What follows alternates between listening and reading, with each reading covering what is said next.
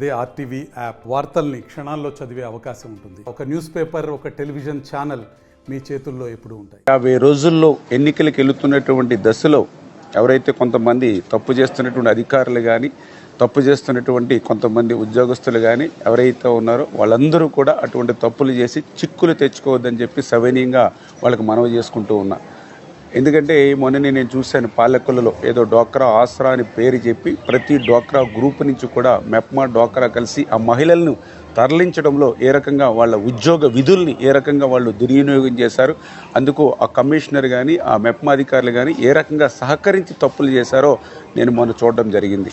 అదేవిధంగా వాలంటీర్స్ కూడా ఈరోజు ఏదైతే వైఎస్ఆర్సీపీ పార్టీ ప్రచారంలో తిరుగుతూ మరి వాళ్ళు కూడా నేను ఒకటే తెలియజేస్తూ ఉన్నా, వాలంటీర్స్కి కూడా వాలంటీర్స్ వ్యవస్థని భవిష్యత్తులో కొనసాగించాలి, వాళ్ళని ఇంకా బలోపేతం చేయాలి. ఎందుకంటే ఇప్పుడు పప్పులు, ఉప్పులు, నిత్యావసరాలు, గ్యాసు, డీజిల్, పెట్రోల్ ఇటువంటి ధరలు పెరిగినటువంటి దశలో 5,000 రూపాయలు కూడా వాళ్ళు కుటుంబాన్ని పోషించుకోలేరు అనేటువంటి సానుభూతి ఉంది. వాలంటీర్ వ్యవస్థను కొనసాగించి భవిష్యత్తులో వాళ్ళు బలోపేతం చేయాలనేటువంటి ఆలోచనలో మేముంటే మరి మీరు ఒక పార్టీకి కొమ్ము కాసి చిక్కులు తెచ్చుకోవద్దని చెప్పి వాలంటీర్స్ని కూడా కోరుతూ ఉన్నా.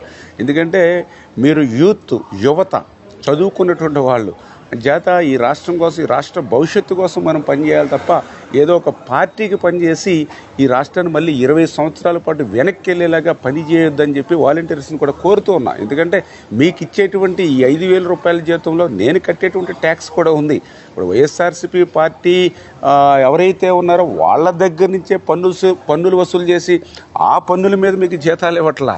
ఎందుకంటే ఈవేళ ఆంధ్రప్రదేశ్ రాష్ట్రంలో మొన్న 2019లో 50% ఓట్లు వచ్చాయి వైఎస్ఆర్సీపీ పార్టీకి. ఆ 50% ఓట్లు వచ్చినటువంటి వాళ్ళ దగ్గరే పన్నులు వసూలు చేయట్లా.